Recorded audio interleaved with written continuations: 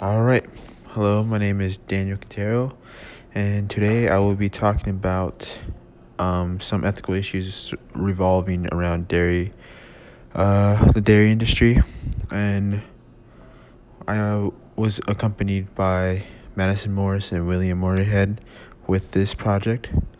So, first, one of the biggest issues within the dairy farm industry is rearing and housing for calves with outcomes.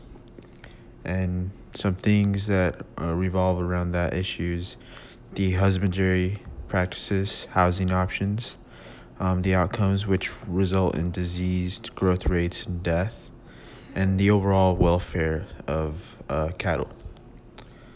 Another big issue is how dairy cows are susceptible to major diseases. And some major diseases within the dairy farm industry uh, are mastitis, rabies, glastional disease, which is known as blackleg, BRSV, which is known as the bovine respiratory syncytial virus, BVD, which is bovine viral diarrhea, H. somnus, which is hemophilia somnus, and IBR, which is infectious bovine rhinotracheritis. Mastitis is the inflammation of the udders, usually caused by bacteria and the unsuitable environments that these cows are put into. Rabies are susceptible to all warm-blooded animals and even humans. Once contracted, the central nervous system is attacked and can lead into death. Cholesteral disease, or sometimes referred to as blackleg, usually occurs in calves or young cattle less than 2 years old and is caused by gangrene that forms in the muscles. This is caused by young cattle not receiving sufficient amounts of colostrum. BRSV, which is sometimes very fatal, is a stress-related disease. It causes mild, severe respiratory diseases and affects the entire immune system of the cattle. Symptoms include coughing, immune system malfunctions, fever, running nose, and runny eyes. BVD is the most costly disease in cattle.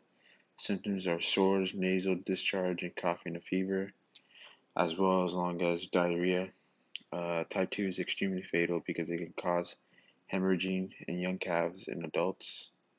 H. somnus is a bacterial infection affecting respiratory, neurological, and reproductive systems, and death can be caused even without symptoms occurring.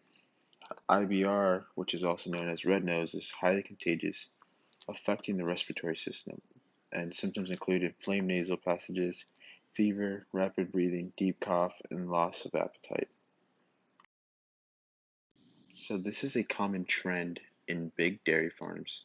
And these farms are working with big corporate dairy and food companies trying to provide an abundance of dairy and food products all at once. Some of the diseases are caused by overcrowding, different husbandry practices, viruses, unstable rearing, neglect, different forms of cruelty, and the lack of preparation farmers put cattle into both rearing and husbandry. Some preventions have shown that studies and many case reports have contested that there are plenty of preventions of these diseases. Many studies show free range has shown a decrease in diseases. Uh, the lack of overcrowding, rearing, and husbandry practices is also uh, showed a decrease in diseases. The constant sanitization of dairy farms, although it is hard, but many articles go into depth about what and how to maintain a clean and sanitary hall. Dietary intake is huge for cattle.